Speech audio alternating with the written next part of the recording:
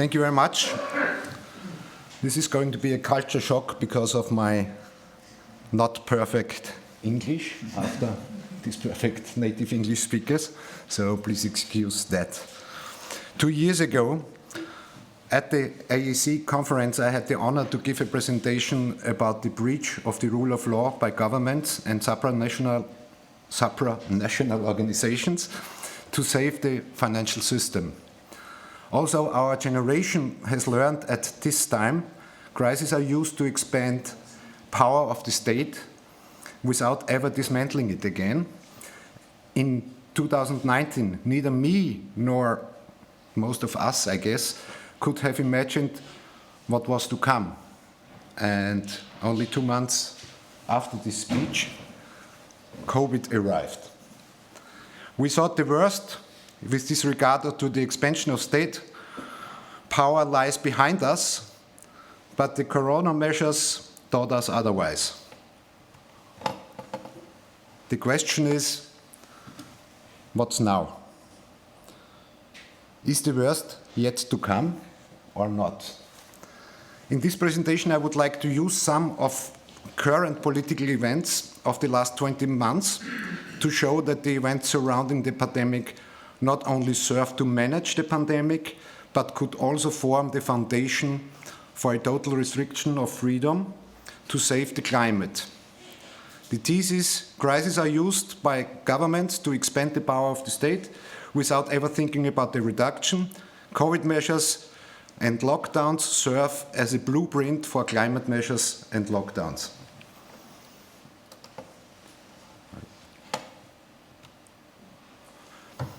In addition to crises, threats are, of course, also proven means of expanded power. And there are hardly better times to expand that scenarios than those when the people are already weakened by an ongoing crisis. This is a strategy of tension. Let me point out some rules for this threat building. Threats always come from the outside.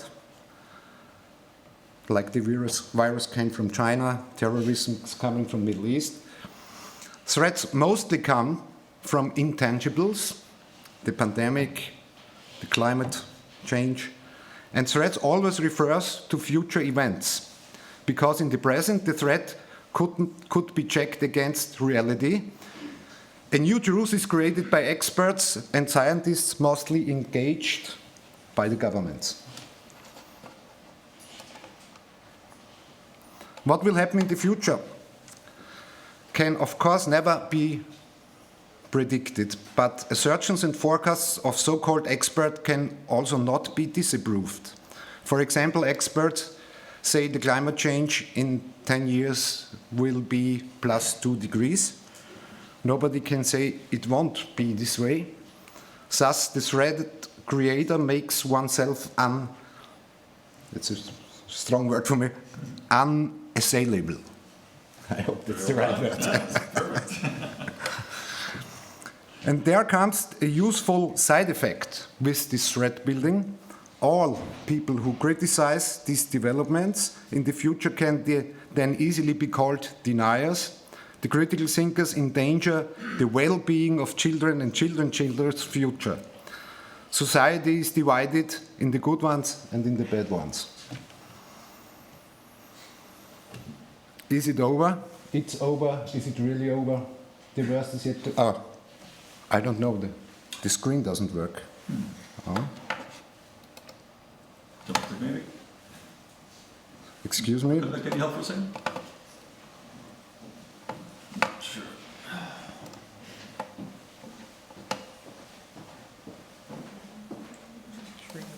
Excuse me. I have to, only with this, not with this, so sorry. I feel I let you down as a chair, but I also did not know how to use the PowerPoint clicker. No one showed me. That's on you. Meet you outside later. But back to the crisis we are living in right now. Even if politicians are jubilant that the pandemic is already over or will soon be over, the real consequences of the corona crisis and government intervention will only unfold in the coming months. I want to quote now 3 consequences of the crisis and the measures against it. The first one is the medical and psychological consequences, postponed medical operations, isolation, educational and development consequences for children. Second one are the constitutional consequences we are experiencing now. And the third is economic consequences. Not only we, the people, have been quarantined, also the rule of law has been quarantined, as I said before. Even, oh, it doesn't work, sorry.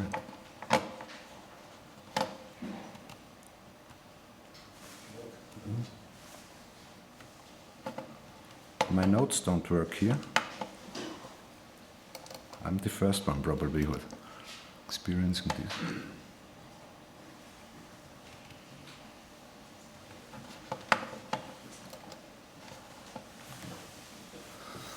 During the pandemic, all major principles of the rule of law have been broken. Governments restricted personal freedoms. During Corona, we were not ruled by duly constituted law. We were ruled by executive orders. They have taken away our personal choice over our health and bodies, trampled on the right to bodily integrity, and they linked fundamental rights to a vaccination certificate, as we all know. Governments prevented entrepreneurs and employees from production, and governments made top-down decisions, especially in Austria and Germany, who is allowed to open his business and who is not allowed to.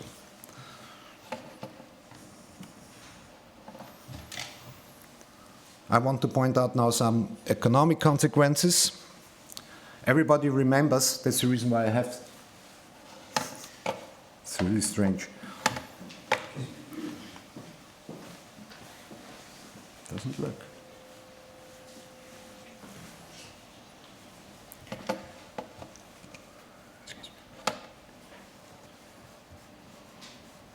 I made this by an Apple, this presentation, Apple computer, and maybe that's the wrong. Yes, we change. Two down on the slides. Okay. That's We're now here. Okay. Excuse me. Economic consequences. Everybody remembers the Eyjafjallajökull, which was a volcano in Ireland. When this broke out, it took several months to repair the supply chain. Disruption of the air travel industry. Due to the COVID measures, the supply chain problem is building up now, but this time it's getting up to all sectors. Especially in the entire transport sector, confusion is not resolved yet, and we are guessing it will take years till everything is on its place where it's planned.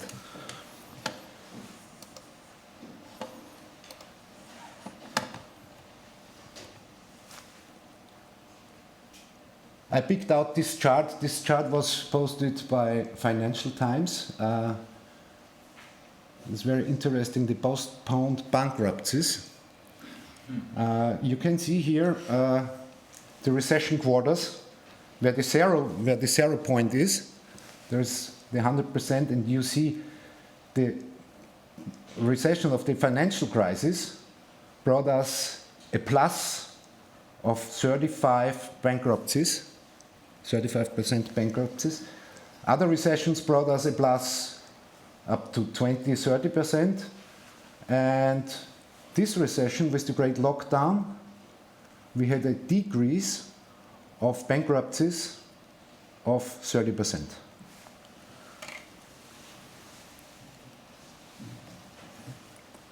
So,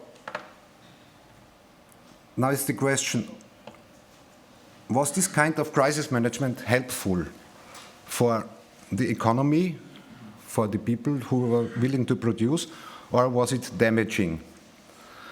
I want to point out one story you probably don't know, what happened in Vienna during Corona phases. There was an executive order that the city can stake in private companies at risk with 25%. What leads us to the next question. The next crisis will allow the city to take new money to buy 50%, 70%, 90%. Can crisis trigger a creeping nationalization? That's the question.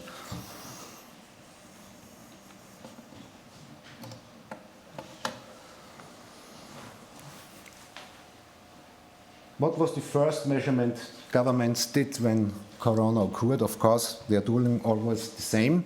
The governments increased the national debt and indebted the people. This is a chart of the United States deficit. And you can see the amplitude is getting higher and higher. We have almost a doubled amplitude from the financial crisis to the national debt to deficit in 2020. And that leads to the next question: who will pay the bill and how we will pay the bill? Are we going to do this with higher taxes? In Austria and Germany, I don't think that's possible. Will the government spending be reduced? What do you believe? I don't think it's possible. It's the least likely option. And we can repair it, as we all know, with high inflation, which is already taking place right now, and we will see in the further months. The governments went on a spending spree, which again leads us to the question, are these measurements helpful or damaging?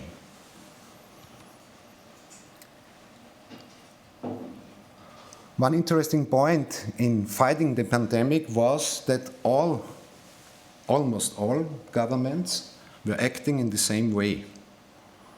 They used the same crisis management techniques. And if we think about what in former times happened, the international community of states, as well as the three-letter organizations like UNO, WHO, and others, couldn't manage to solve the world hunger. They couldn't manage to increase hygienic standards in the third world countries. They failed to establish world peace.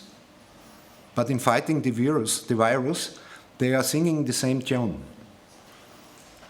But why did they act so uniformly?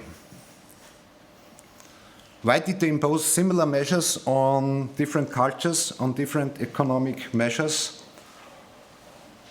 on different cultures, on different economic systems, on different climate zones, and on different seasons of the year? That should be unlogic that they did all the same all over the globe. Were those measures the only one option? Was it shared and simultaneous incompetency? Was it the best for the population of each region or country? Or was it the most favored method of increasing the power of governments?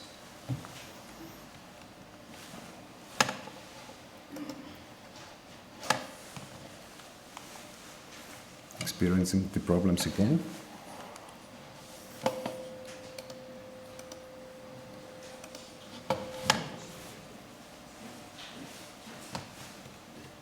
Yeah, they're pulling together. But it takes two to tango.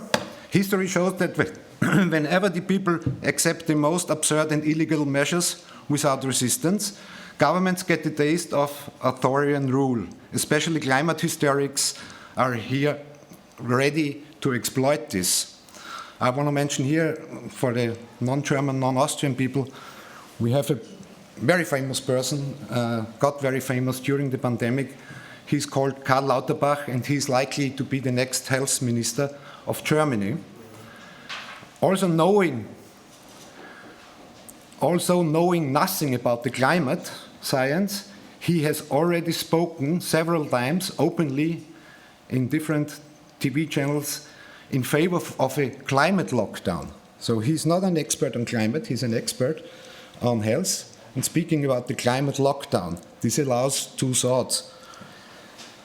He would never have come up with this idea without the test balloon pandemic lockdown. And how can it be that a health expert raves about the next lockdown, which has little to do with his expertise? shortly after the end of the COVID lockdown.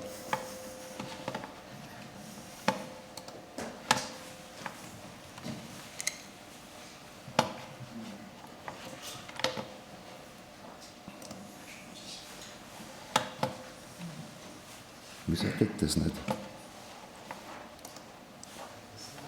Doesn't work, I'm sorry.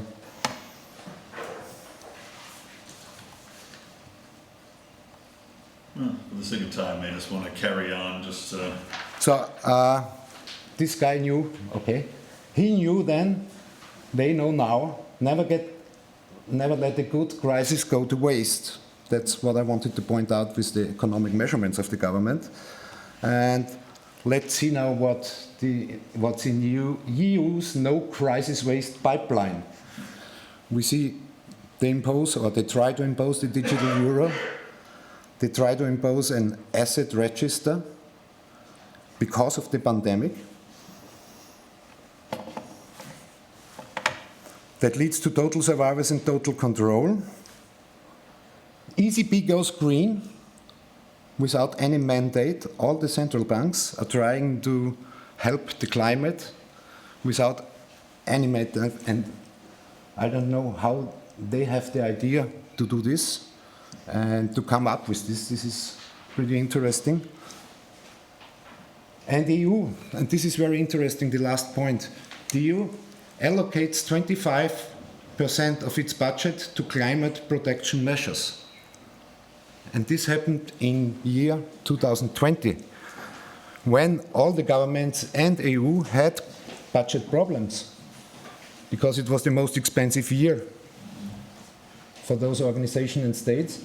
And exactly at this time, when it was the most expensive year, they are taking 25% of the budget. So what I tried to describe before, exactly when we are weakest, they are hitting us with the next threat. So, and this was just as I have waited for when I was doing my presentation. This was on Monday. This was a Green Monday.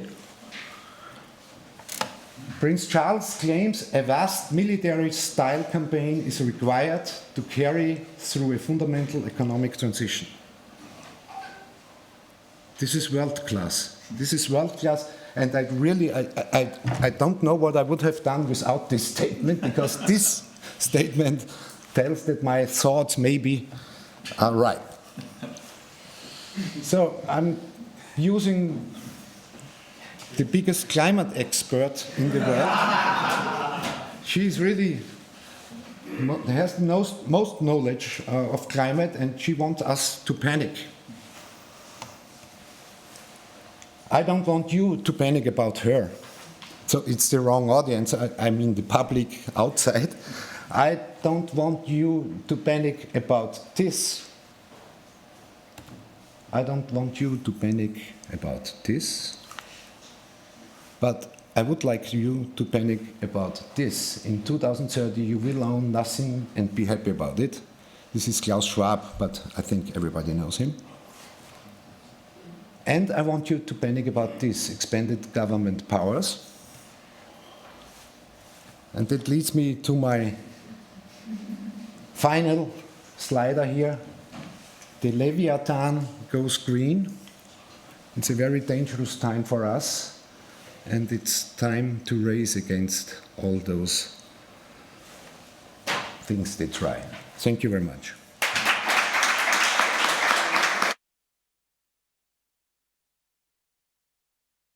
For one quick question, if somebody has one, yes. Right, yeah, right, second row. Here we go. Thank you. This seems to be a kind of libertarian session, right? And my question is the following. You guys seem to put freedom above everything. How is that different from the socialists who put equality above everything? What I'm concerned about is that if you reject reasonable policies with respect to anything, you may not be credible when you reject unreasonable policies related to climate. So is there something which is more important than freedom, in your view? No. Thank you.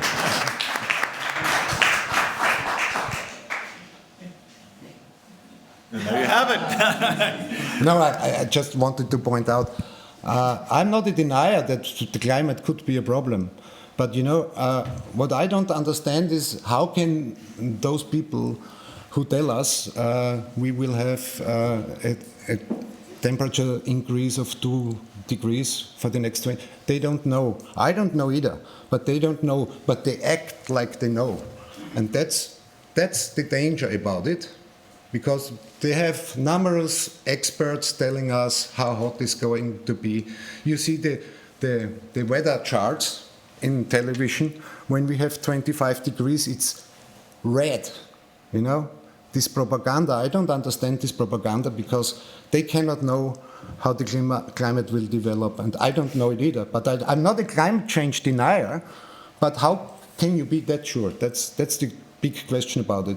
And if you are not sure, freedom is more important than unsure science. Thank you very much, Thomas Bachheimer, everyone. Sorry for the inconveniences.